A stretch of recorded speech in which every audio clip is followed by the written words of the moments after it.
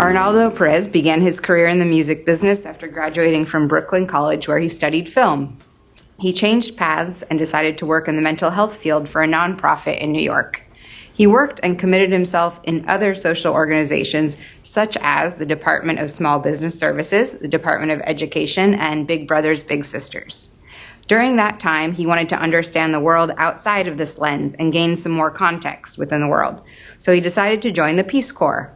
Within his experience in the Peace Corps in Costa Rica, he gained new perspectives. This led to a vision of working towards social change within the business realm, which brings us to the present, where he's currently a Peace Corps recruiter here at FIU, while he awaits an MBA candidacy at Penn State this upcoming fall.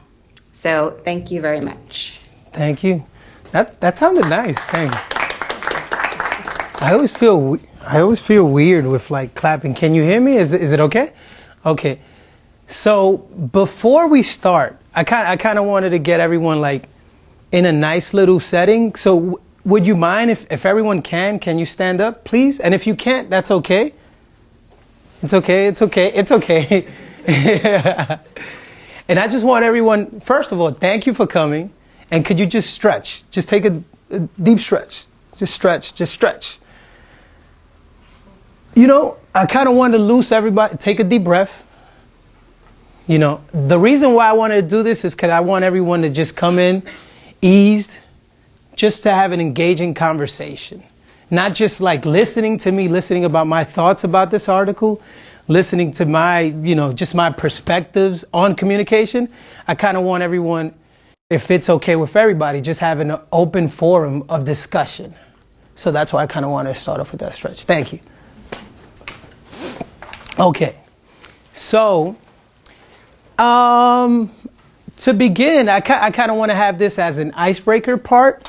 So, collectively, maybe in a group of 2 or 3 or collective people, like, could you please, like, express who do you communicate with most and how do you communicate with them most? So I'll give you an example. So my parents, I communicate with them on the phone. Like, they cannot use any smartphones. I gave my father a present, an iPhone. He was thinking about it. 2 days later, he's like, get this out of here. I do not want this, because he doesn't know how to function it. So me and my parents, we only communicate via phone. Me and my brothers, we only communicate via text message, and my other friends. And people outside of the country, I only communicate through WhatsApp. And I do have a friend in California that she sends letters, like postal letters. So that's like my circumference of communication with the people around my small circle. So that's the icebreaker. That's like the little exercise that I want everyone, if you could please, just communicate. Have, like 10 minutes of that, maybe 5 minutes of that. 10 minutes is too much.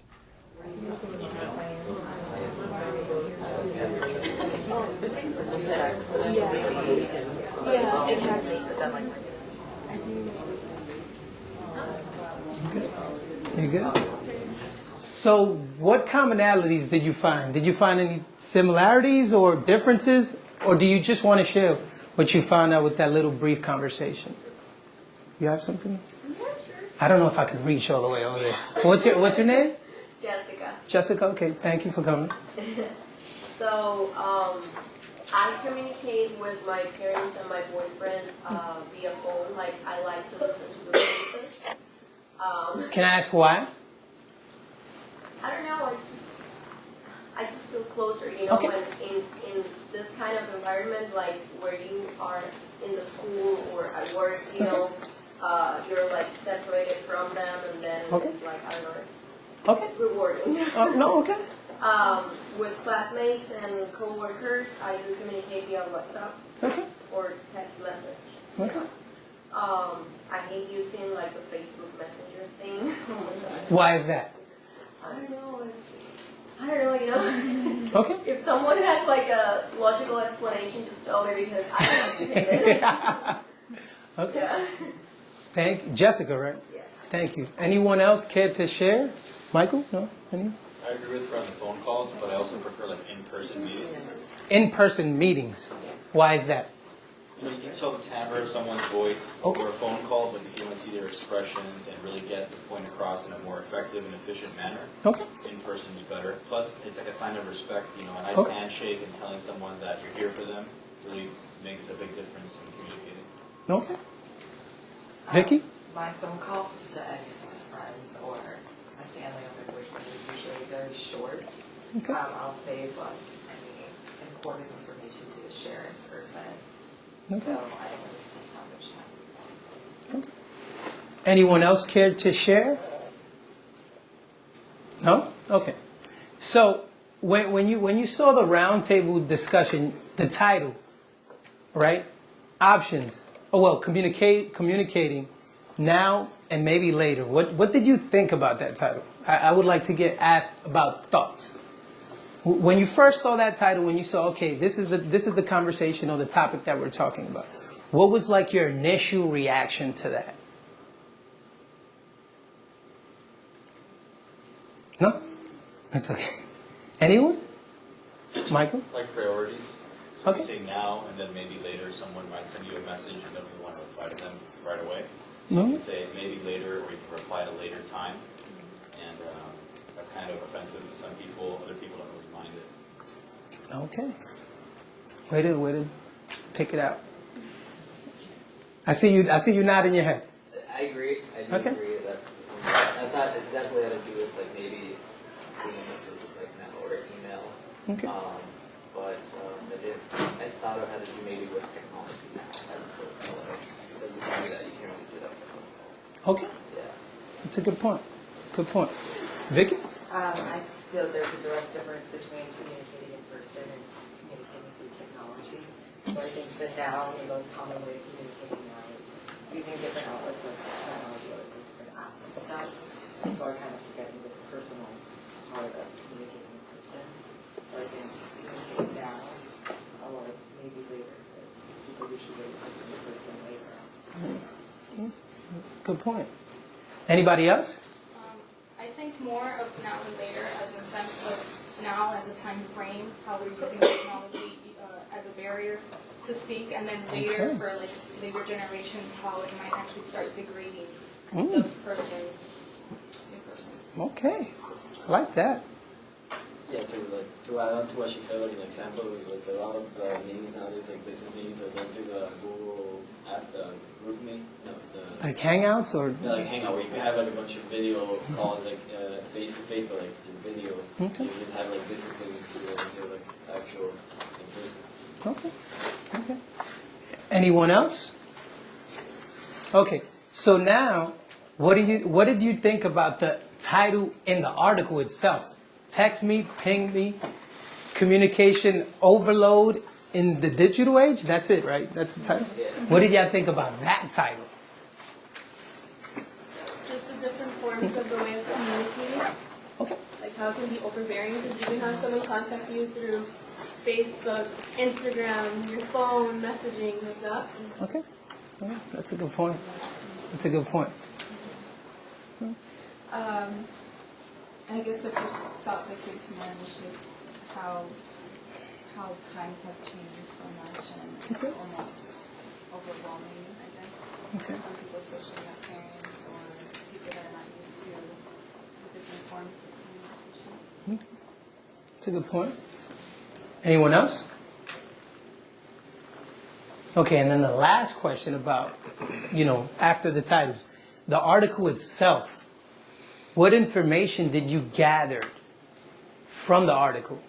What did you perceive? Like, how did you feel? Like, what did you think about it? I thought it was interesting. What's your name? I forgot to keep asking name. What's your name? Jacob? Jacob? Yeah. Okay. So, I thought like the article was gonna be like down technology, like bad, like destroy everything. But I got like it just told you how things are, and then left it open for discussion. Like it didn't say it was good, it didn't say it was bad. It's like this is what it is. Like kind of like you make of it what you want. So. That's a good point, Jacob. Okay. Anyone else? Mike? Well, like I said earlier, some different methods are more effective than others. Okay. Like in a business setting, you might not want to use a different outlet. And also, if someone was to add you, for example, on a certain social media outlet, you might think of them in a certain way. So, for example, if someone adds you on Facebook, it's more of a friend thing / professional. But on Snapchat and Instagram, it's more of a personal, more close thing, more of like a closer friendship relationship. That sounds difficult to navigate, right? Like it sounds. Overload's a good word to describe it, because it's too many different ways to adjust your way of communicating. Yeah, because I'm the guy that has no social media, and it gets awkward, right? Because I'm a very social, interactive person in social settings, but when it comes to like, I guess the things that I could control, I like levels of anonymity, right? Like I need my private time. So, and then when you engage individuals as far as, so you don't have Facebook, so you don't have this, so you don't, like you feel like chastised in a way, right? Over these things that you kind of have no desire to engage people in that way. So it's interesting that you do make that point. Anything else about the article? Any other points? Okay. So Jacob, he brought up a point about discussion. So for this part of I guess the talk, I mean it looks like there's more people in this room and this side of the room than that side of the room. I kind of wanted to get like a healthy debate going on.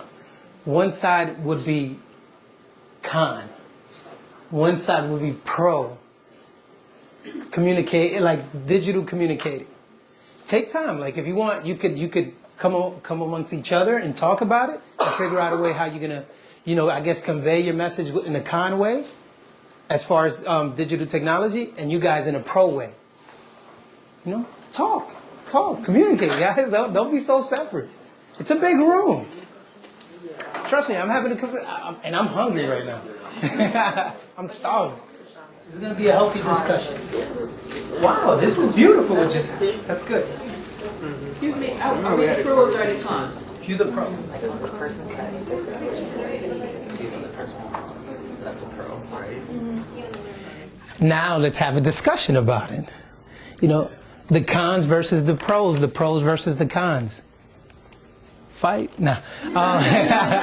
No, I mean, yeah, talk about it. Let's talk about it. Now collectively. I don't know who wants to start first from either side. Because both sides had a lot to say. I mean, we talked about how it took... What's your name? Danny. Danny? Yeah. Okay. We talked about how it took away from like your personal experiences and your interactions. What else? We talked about How would it take away? Jacob? Okay. Yeah, how would it take away from personal experience? She used the example of how like there's these people that go to festivals and like they'll be like putting a video where they're like dancing on it, and the second they put it down, like they don't talk to anyone, and that's just good point. Like there's times like that, like maybe if they did put the phone down, maybe they could have had that experience. Okay, good point. Pros? Any pros? Like you just got like bring a pro there. You could share. You could share more experiences. Okay. You could take pictures and share them with your friends. So everyone Pokemon Go too. Okay. For example, like not me too, but like you could share that video. You always have that video. Okay. Kind of like a digital photo album. Yeah. Okay, that's cool. Is it really just your friends or to like just a bunch of... What's your name? I'm sorry. Kevin. Okay. Is it really to just friends or like just to a bunch of strangers that follow you? Oh, okay. Like some people want to see like my dogs eat tricks, like happiness to them. But I mean, like there are some apps that are just like Twitter where people follow you for the most part. But like for Facebook, and like WhatsApp, you can do with friends. Okay. So, like, and you can limit it to who can see it. Okay. As far as We also talked about Becky? Okay. Yes, sorry. No, it's okay. We also talked about how it affects the way that we communicate, in the sense being that people can interpret what you say differently. Okay. And I use the example of like if someone writes "okay," period, someone can find that offensive. Okay, "ay." So everyone has like their own interpretation of certain messages and phrases and stuff like that. So. That's a good point. Jessica, my pros, where you at? Any other pros? Well, he was talking about like you communicate with strangers, social media and stuff. Actually, that sometimes can be a good thing because we have like social media such as LinkedIn. So Okay, if you that's a wanna good point. Get, like, you know, contact and you want to network, it Okay. doesn't matter if that person is a stranger or not. You can ask for a reference, you know, if you want to get a position. Good point. No, not yet. No. Okay. You're not sure who that person is. Michael. Okay. I Okay. can make an account right now that says John Doe, and then online you might think I'm John Doe, but I'm really Michael. You're right. It has its benefits, but for the most part, you don't really know that person until you meet them. Okay. Fair Social point. media takes away the intimacy of having a meeting with someone. I think that too, because I know I've actually had like fake profiles made of me, and they weren't things to help me. They were like a profile that was doing things that they shouldn't be doing, and then people were like if someone that didn't know me knew that profile, they would see me and be like, oh, that's the girl that, you know. Wow, that's like, that's scary. Yeah, it was bad. But that's another thing too, where I feel like social media, there's just, I don't know, it's just so hard to actually know if that's the person. Like there's so many fake accounts, you don't know, you just never know. Just Fair like enough. now too, there's Perez, like private profiles. What is that? Yeah, you've never heard of Explain that to me. I'm sorry. I feel dinosaur-y. There's like two types of accounts that you can have. You have your main account where you post whatever of your life, so a video of you at a festival, and then your Priv is like, it's called like a private. But they give it a nickname called Priv. Okay. And that's like where you post like super intimate details about your life, like, oh, my boyfriend just broke up with me, like things like that. It's really weird. Why? Like, that's another thing too. I feel like we overshare on social media. Okay. It's like, we don't need to know your boyfriend broke up with you. Like, Okay. it's too much. Okay. So. Okay. I think it affects the way that we deepen relationships, because people can become very complacent to very superficial relationships that they have on social media, and they forget to take that relationship to the next level, or to get to know the person for who they are, not for what they share. Okay. Pros? There's no pros. Can I help you? What about? So like if you're in an emergency situation, it's now a lot more easier to get help. Okay, that's a pro. And also like I would argue like we're more informed and cosmopolitan because we have all this information like At your disposal? Yeah, that's a pro. Exactly. What about awareness? Me too? True. That's a very, very big movement. It's shifting things. It's a very big pro. And you're talking to the social anti-media guy. But that's a very important thing that might go down in history is like... I'm sorry. No, Jessica, that's okay. That is one example that is very strong, but then we have other like social organizations or you know, platforms where you can be a slow activist. Like, it's just about liking and sharing. And I'll give you that. But you do nothing. Okay. You're just standing here and doing nothing. So. You're the pro side, Jessica. I'm looking at you, I understand that, but you're the pro side. No. I just made you choose for this activity, but you're right. People have gotten Danny, right? This call-out culture. Good point. Like, whenever somebody says something wrong, like, people immediately attack them, and like, when they did... Cyberbullying. They had that Charlottesville. Oh yeah, in Virginia, right? There was a guy. They took a picture of one guy with like a University of Arizona T-shirt, and then there was a professor at University of Arizona who kind of looked like that guy. Wow. So people assumed it was him. Like, people got his address, they got his phone number. Like students tried to drop his class. He got in so much trouble, and he was like, "It's not." It's like I'm here in Arizona. Yeah, he was like, "I wasn't there. Like I can prove where I was that night. Like it wasn't me." But his life was like ruined. And Wow. I know there are things that I posted on Facebook 5 years ago that were like stupid, and I would never say now. And I feel like the fact that those things can come up and people get really upset about it is crazy. So what's your name? Dorothy. Dorothy. Beck. Yeah. Peck. I'm sorry. So that's one of that. I just want to chime in. So that's one thing that I've noticed a lot. Like, we all grow, right? As humans, right? Isn't it scary that you see something that you felt and mentioned when you was 13? now like comes out of like the social media woodworks and haunts you, and it's like affecting things that are happening when you're 26, that you are not the same person that you was at 13 at 26. Physically, no, you're not the same, but you change. Like you change. What happened? That's scary. Just 2 points. I always say that I could never run for any type of office because time hop will ruin my campaign.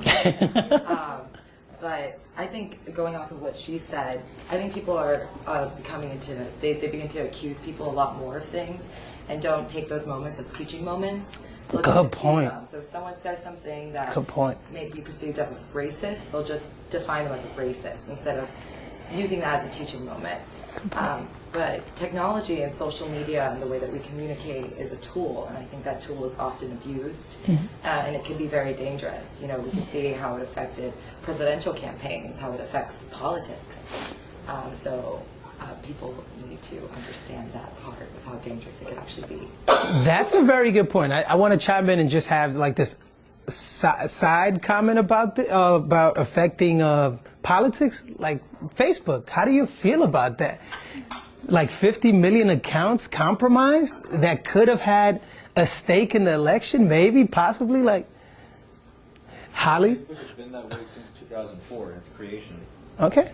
So it has been affecting us, but now we're noticing it more and more because we're more involved in social media and more prone to blaming social media for things. Okay. So that's just the way Facebook has been.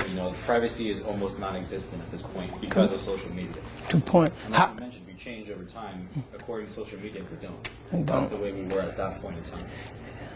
That's scary. Holly? I was just going to say I was just about to click on the link to see if my information was shared. Yeah, because they were going to, But at the same time, I'm not sure if I should be concerned or not with questioning that, because I feel like by existing on the internet, we're putting this information out there. Okay. And I'm just not sure, so I don't really know how to feel about it. I'm wondering and want to know, but I don't know. I just don't know. That's a very good point, Holly. And now I'm going to just throw a screwball. Just a thought came into my mind. So then how would y'all feel? How do y'all feel like if this open forum becomes regulated, federally regulated? Like how would you feel? Okay, that's a good thing. That's a positive. That's a pro. How would y'all feel? How would you feel like if this open forum that there's two sides to every coin. There's no one-sided coin. There's a duality to everything.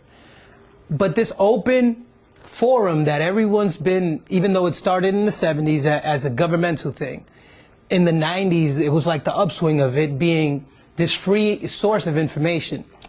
How would you feel if like the government actively engages in regulating it because of all these things? Danny, right? And anybody else on speaker, I suppose. Go ahead, Danny, right? My only concern is I don't think it'd be effective in the behavior of, I guess, the people that use it, because it's not going to make a difference. Like, they still have those sentiments. Like, it's just maybe they don't share, but if we can't behave appropriately on a page, then what's that going to do to us in person? Good point. Behaviors. That's a very good word. Michael? And some people are kind of impulsive too. So if you're incredibly emotional at one point, if the government will regulate what you can and can't post, that could be a pro and a con. Okay. It'll prevent you from harming yourself, perhaps. If let's say, for example, your boyfriend or girlfriend breaks up with you and you write some terrible post. If the government prevents you from writing it, a few months from then you're going to say, wow, luckily I did post that, and it's not shared by and seen by everybody in the world. Mm-hmm. This side? Oh, you had something to say? This side? You guys got real quiet when we probed you. Like, come on. Jacob, right? Yeah. Oh, another pro or just? No, just in general. No. We stopped the pro and con conversation. You guys are like. Real quick, there's a show that kind of deals with this called Black Mirror. Oh, okay. I never seen it. Black Mirror. That's a good show. It deals basically with this, just near future, technology and how it might seem good, but can actually be bad as well. But anyways, with the information part, they already have all our information. Even when you type on the keyboard, you know what you typed, even if you don't actually send it.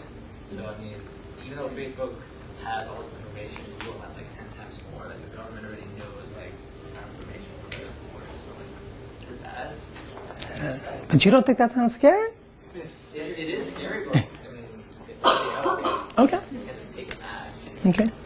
I don't know about you, everyone here. Like, I really feel weird when I like look into random websites. Sometimes I only really frequent like a music website, probably like a educational website and a news website. That's really it. That's like my web browsing activity.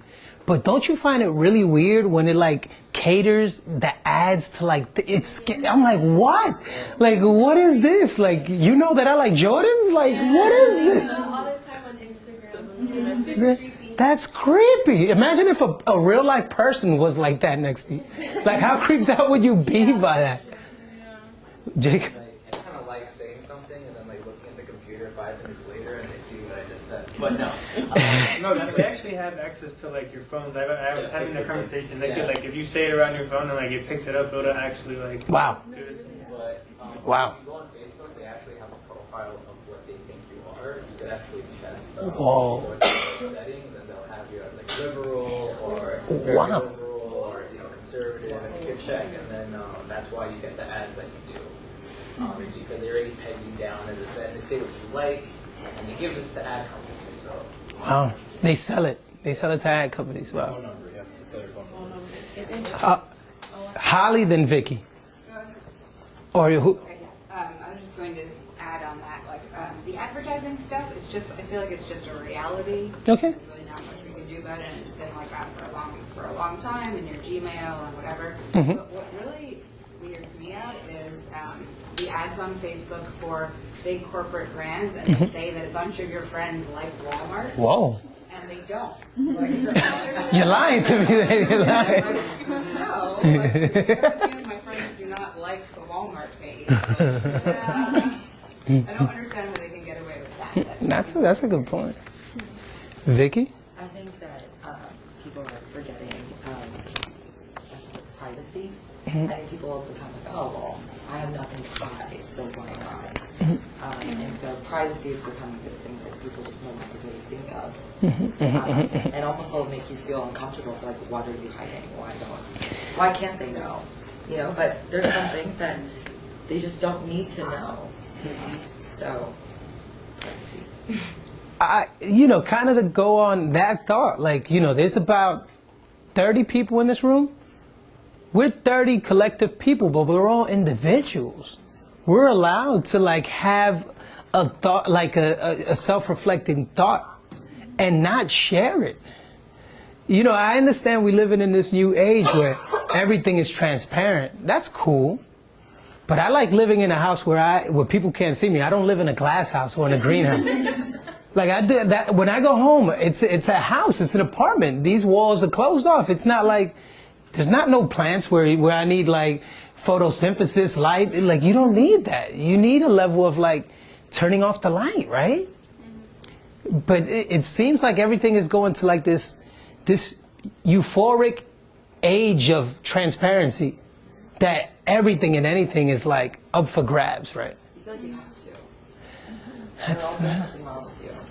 I feel like those are the generations as well. Because a long time, like a while back, everybody was more conservative of what they were or how they acted. So, like there was a saying, like, you don't know what happens behind closed doors. But nowadays, you do, because everybody's posting what's happening behind closed doors, yeah. Okay, that's a fair. And one thing that I wanted to bring up is like, I don't know if everyone here has experiences or they're experiencing now just working or like younger siblings, like the youth that are like I worked, and I'm gonna bring up the Peace Corps a little bit later. But when I worked in the Peace Corps, I knew kids that didn't physically know how to use a dictionary. But then when I put myself in that reality, that's true. They grew up. These are kids that were probably born in like 2002 or 3 or 4. So they don't have any experiences with a physical, tangible dictionary. And I have nieces that are like 11 and 5, and everything is like through the tablet. And it's an interesting reality that might come quicker than we think, because with technology, things are moving at a rapid pace. I think that's become a form of parenting. I don't know, you go out and you're in a restaurant, and I've seen, there was this like boy that was like 8 years old probably. Okay. And he was like throwing a tantrum, and the dad just was like, here. And then the little one just sat there not making a sound. Like, that's crazy that you have to just throw technology in their face in order to get your child to calm down, you know? Wow. It affects the way that those relationships develop too. I worked in nursery for 4 years, and there was this mom that would always give a tablet. She's like, give her this tablet so that she could read. And it was just basically this app that would read it for you. Oh, wow. But it's like, why can't I just hold the book and read it to her? So it's this weird connection. Okay. Yeah. I mean, one thing that I have noticed, you know, I don't want to sound like I'm even though I don't have any social media like that, I don't really want to beat it up that much, like, because I do beat it up a lot. I think it also has a good, it's a very good connector as far as like maybe like-minded people, or maybe sharing stories, right? Or maybe building a community. You know, I'm gonna look at it in a positive way, at least, because you build a community, so you build awareness. So now you have a community of people that are interested in little Chucky dolls, let's say. Like, I don't know these people exist. Like, someone's in China, someone's in Brazil, and someone's in New York. But like us, we like Chucky dolls. Like, that's an interesting thing. I don't know. That's the first thought that came into my mind. It's creepy. Like, I think the subconsciousness in my mind was thinking of that. Like, I don't know. But it's a very interesting thing. But I think, does anyone else want to chime in before I? Okay. What's your name? Karina. Karina? Yes. There's like an Instagram that like he showed me actually. It's called Humans in New York. Okay. And I don't know if you guys ever seen it. Well, basically like this person he's a journalist, and he like photographs a person, and you know he has an interview and like basically tells like a brief story about them. And so like that's a good platform for people around the world to just get to know somebody. Okay. And usually like they have like deep stories like that you would never know about them. That's a good point, Karina. Anyone else? I feel also like Danny? In local communities, in terms of like, say you lose your wallet or phone, like I've had my wallet returned to me many times, and I've returned many. Wow, that's cool. Just because like one day, like a few weeks ago, we found one just like by the lake where the turtles are, and like in 5 minutes, like we found the girl on Facebook, called her, and she was right down. Man, that's cool. Bless your heart that you do stuff like that. I really like when I see people that do stuff like that. I don't like people that don't do stuff like that, that keep the wallet, keep the money. That's like, I don't like that. Anyone else? That actually happened to me once. What's your name? A Yeti. A Yeti. Yeah, I left my whole purse at Walmart. Actually. Wow. Walmart connection again. And the man actually drove all the way to my house and delivered my bag. That's. Wow. I'm gonna use a bad pun. That's clutch. That's a good one. Anyone else? What else you guys think? Huh? Not yet? Okay. So, someone. Oh, Holly, I'm sorry. Oh yeah, I just wanted to add that there actually is a Chucky doll collection. See, someone's interested in that stuff. I'm not. It just, my subconsciousness came out, but someone might be interested in it.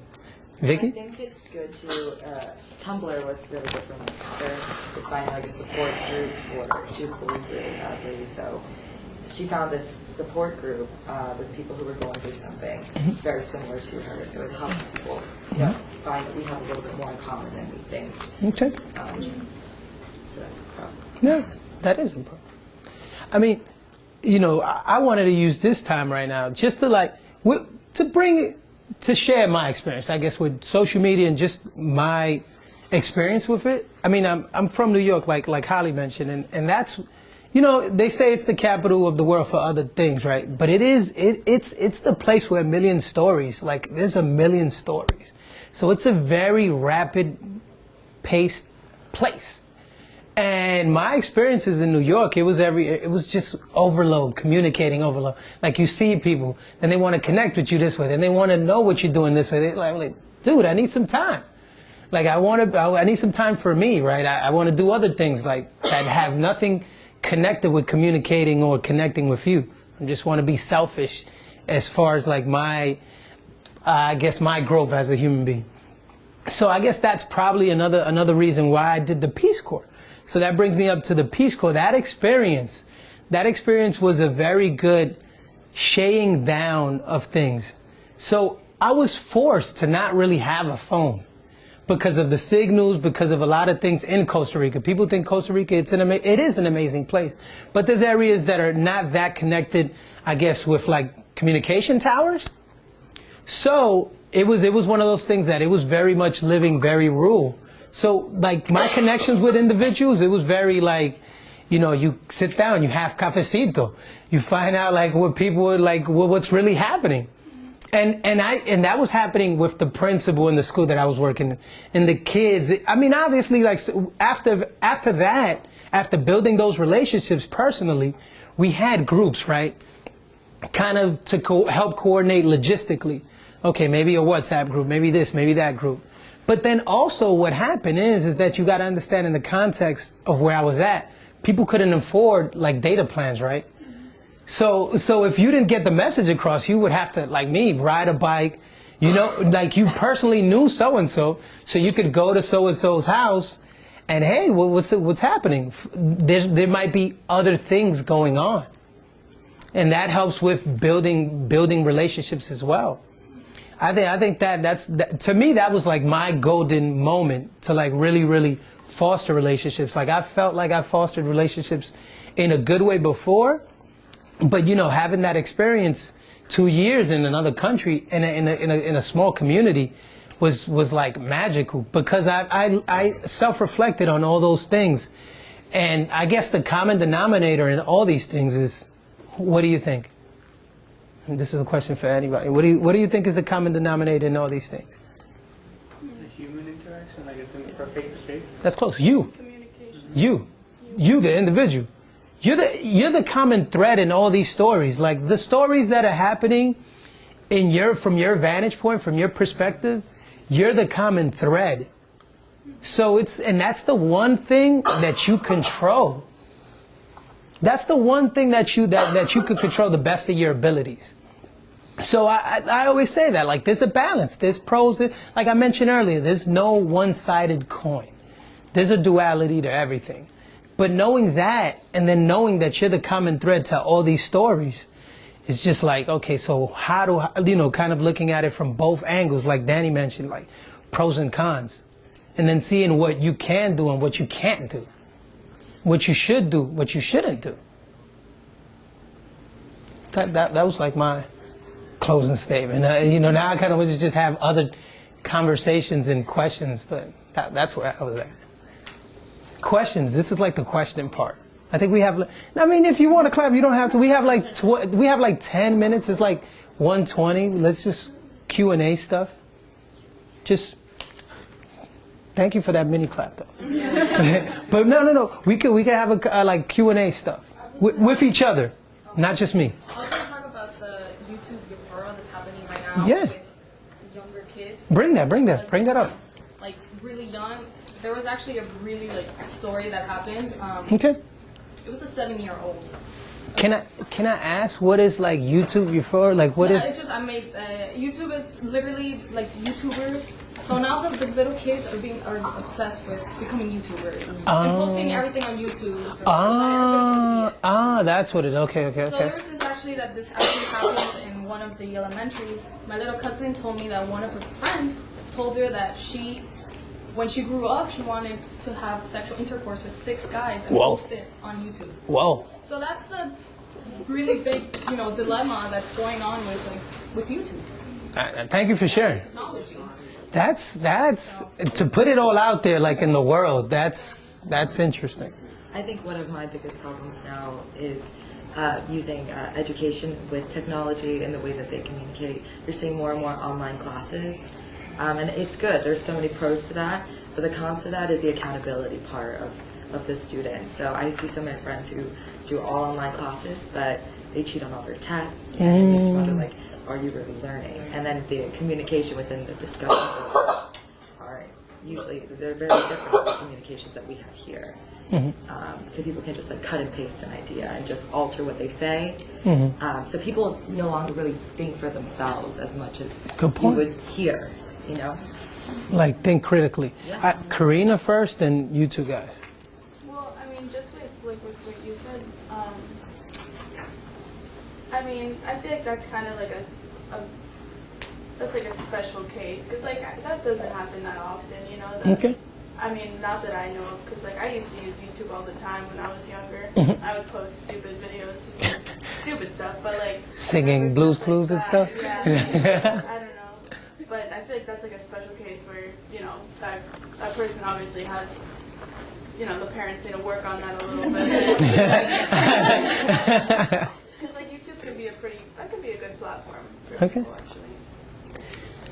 Yeah, tell me. So just add on to the YouTube thing, I actually have a best friend, like her niece watches toy reviews.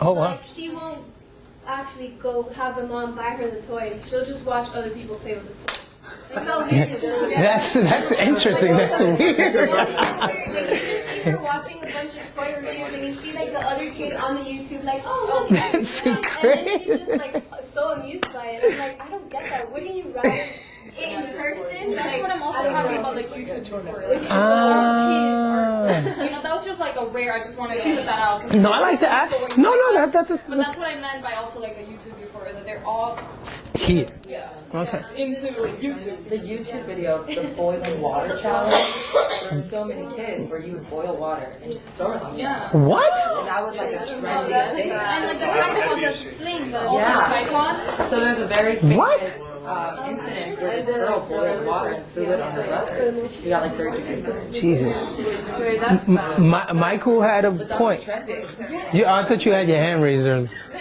No, this is great. Any questions?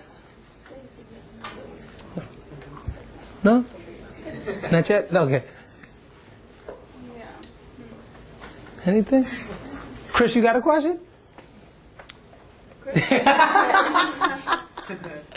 I mean, I think that if anyone doesn't have any more questions, like I think we could just keep engaging in dialogue with one another, and just use this time like that, you know, just keep talking, having healthy discussion on communications, or communicating rather than just getting on our phones, right? Like right now, like you know, just having a conversation if y'all want, or keep discussing other things.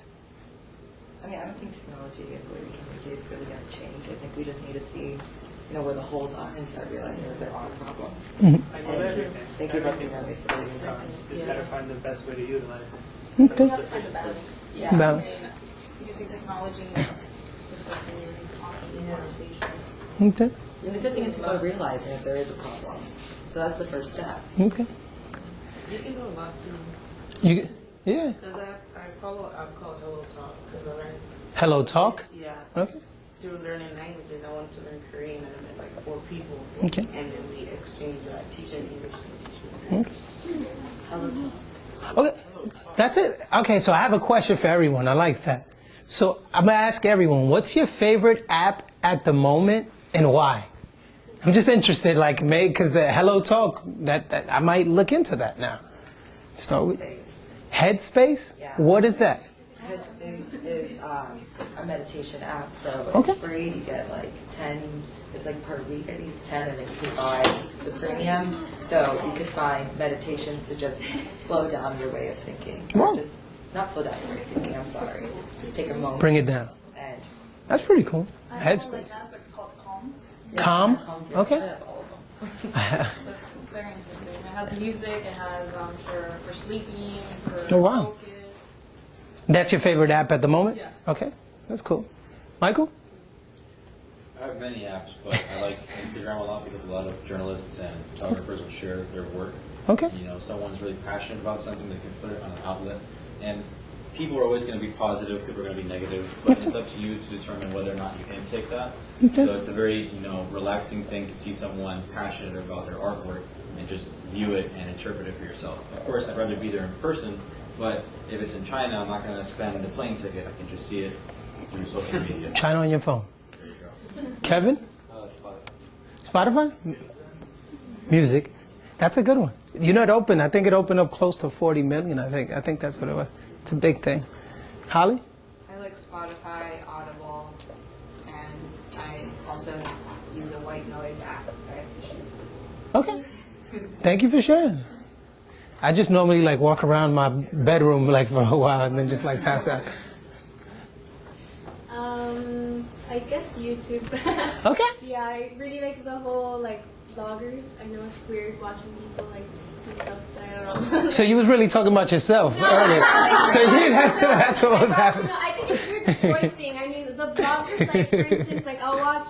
Okay, because I'm actually going to Europe in the summer, so I'll watch some like vlogs on where they're going in Europe. Like, I don't know. I mean, I'm actually going, so it's not like I'm just watching them. Like, No, I'm joking. That's cool. Congratulations on that trip too. Instagram. I'm new to Instagram because I was like Facebook. I was more into Facebook when I started getting bored. I went on Instagram and I really do like it, but like I'm trying to find a balance too. Like as you said. Okay. So you could share with people, and it's like interested in seeing what people like are up to. Yeah. Okay. Thanks for sharing. Yeah. You said your favorite one is Hello Talk. I don't go on it that often. So what's your favorite one right now? I guess Duolingo. Duolingo, okay. I remember when I was doing Spanish, that bird, right? Just trying to get that bird up there with the gold statue. I remember that one. Danny? I'm just trying to understand what you're talking about. No, it's Duolingo. They have like this parrot bird thing, like a green bird, and then like the better you do, like you get like golden statues or whatever. Learning a language. So that's why I said when I was learning Spanish, like did it that way. What? It was like a Spanish bird, or like is it always a bird? It's always a bird. It could be like a Korean green bird. It's always the same green bird that knows all these languages. What's your favorite app right now? That was Spotify because there's so much music and like I'm taking a jazz class right now. Wow. Like, Cool. Every author or artist that he's talking about, I can look up and listen to the music. That's cool. It's just so cool. That is pretty cool. I'd say Instagram and also Apple Music. Okay. So I have the subscription to Apple Music, and you can customize playlists to your liking. Instagram, I follow trainers or cooks, so you can learn a ton of new things just by watching these videos, and the Instagram stories are cool. That's cool. Karina? Probably either Instagram. I do like to take pictures and share pictures. Or I have an app called Happy Cow. Happy Cow, like moon? Yeah, like a cow. Okay, cow. Okay. It just shows restaurants that are vegetarian. Ah, okay, that's cool. Happy Cow. Happy. Chris, you got a favorite app right now? You want to share? What's your favorite app at the moment? Like for social media. Well, so take it as both. Two-part question. Social media and both. Like. Because I use Headspace too, and I love Headspace. Okay. But I was saying for social media, I used to hate Instagram because I felt like it was just presenting and stuff, and I never used Instagram. Okay. But now, recently I made a new Instagram, and I think it's what he was saying, who you follow and what you put on that's how your experience will be. Okay. So Instagram 2.0. Yeah. Okay, I can dig it. Maybe Yelp. Yelp. Okay. Why is that? Places. Okay. Reviews, places. Okay. That's cool. Yelp is pretty cool. Sometimes I use that for food. My favorite one is YouTube, Instagram, and Netflix. Okay. It's I like to watch movies at home because it's more comfortable. Mm-hmm.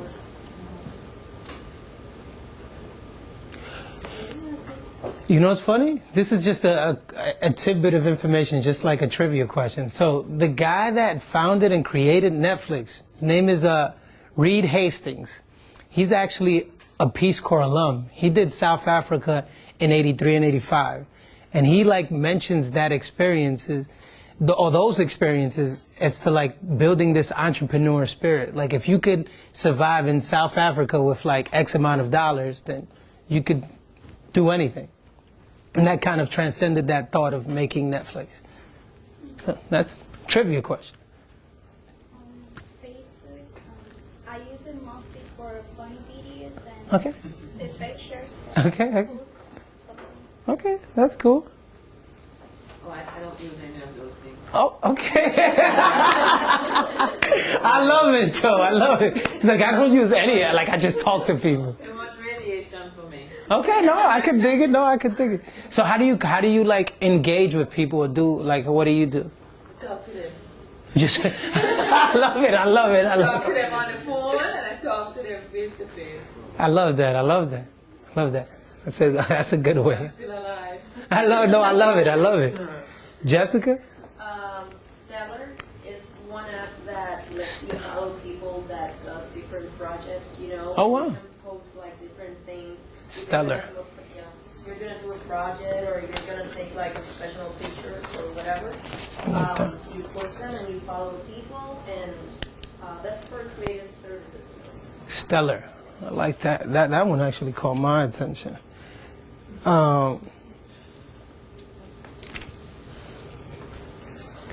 What's your name? Virginia. Like the okay. Yeah. As weird as it may be, I think Google Maps, just because I don't want to wait in traffic if I don't have to. Okay. Waves is cool too. Yeah. But I like Google Maps because it's like I could never get lost in a way with Google Maps because I'm like walking around like, you know, I know where I'm going. So that helped me a lot. Like whenever I travel to another state or another country, like Google Maps helps. It's very clutch. Jacob? I say Facebook and YouTube. Okay. Facebook, I use it for like social media, but I also use it for a lot of video games as well. Thanks for that. Okay. I can now link to that account. And YouTube for music. Okay. I could dig it. God of War. All right. I think that's our time. Lastly, I would. Oh, thanks. I appreciate it. I appreciate the claps and I appreciate you guys coming because I think this is like the last New York Times roundtable discussion for this semester. And I appreciate, Holly and Eric for like inviting me to like this last one. Just thank you. And hopefully you guys have a good like last few weeks and get A's if you want to get A's. If you want to get a C, get a C. So that'll be cool. Thank you for coming again. You liked it? You appreciate it?